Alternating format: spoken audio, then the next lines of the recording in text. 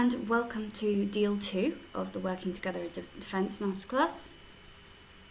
On this one, it looks very tempting to do something with our couple of aces, but we don't have the right suits. We don't quite have enough points. We're vulnerable.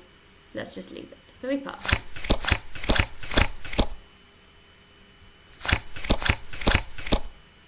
And the opponent's settling 3 no trumps. So we know that the 1 no trump bidder, the opening bidder, has 12 to 14 points, and dummy is going to have at least 13. Yeah, actually precisely 13 today. Our partner has led the Queen of Diamonds, so we take that to be a sequence.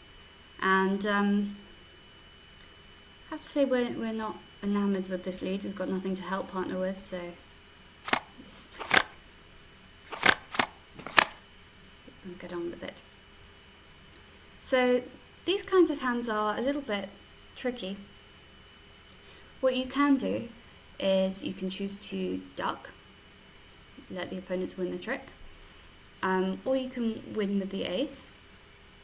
It shouldn't really matter, but it's very tempting to duck here because when Declarer plays a spade up to the jack, what he's hoping is that he's sticking our partner with the ace in between himself and the dummy.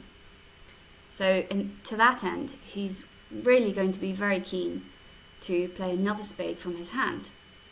But in order to do that, he has to get back to his hand. So ducking is actually quite a nice play here because it means that Declarer has to waste an entry to their hand unnecessarily, if that's the line that they're taking here. Obviously, in real life, you wouldn't think for that long before deciding what to do. Okay, now we take our ace. It doesn't really matter. They didn't fall for our little ruse. So now what do we do? Well, presumably, we've got nothing better available. We're just going to passively play a diamond.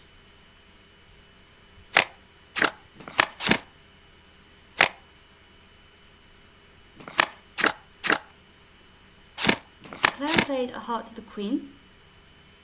When they do that and it wins the trick, we know that our partner doesn't have the king.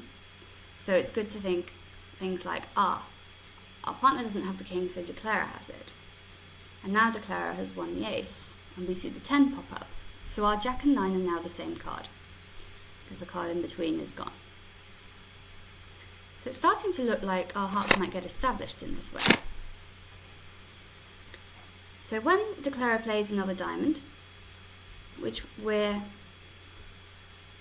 quite clearly expecting our partner to win after the lead, what do we throw away? So we don't want to throw away a heart because it looks like the heart is shortly about to become a winner. And we can't throw a spade because we have to keep length with dummy, according to this principle that we've learnt in this most recent masterclass. So we look at the spades and the dummy and we see there are 4 there. We know Declarer doesn't have 4, and we know that partner can't have 4 because that would give Declarer a singleton, which they don't have. So in that case, we're the only ones protecting spades. We need to keep our 10 protected to stop this 9 from becoming a winner. So the only option then is to throw a club.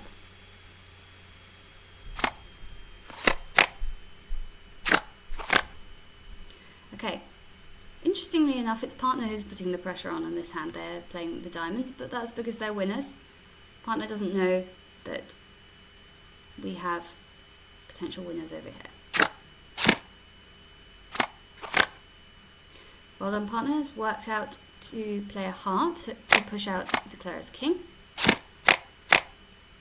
And now, sadly enough for Declarer, partner doesn't follow suit, and we have the rest of the tricks. So we have our 10 of spades, 9 of hearts, and ace of clubs.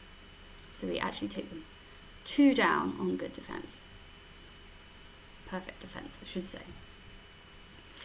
So yes, takeaways from this hand.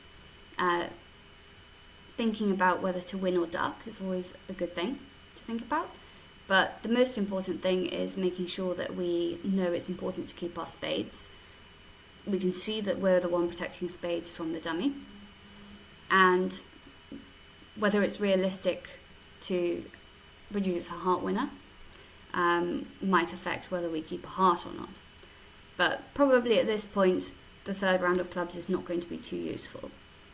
And then once our partner sees us discarding clubs, they can work out to play hearts. So that's quite nice as well.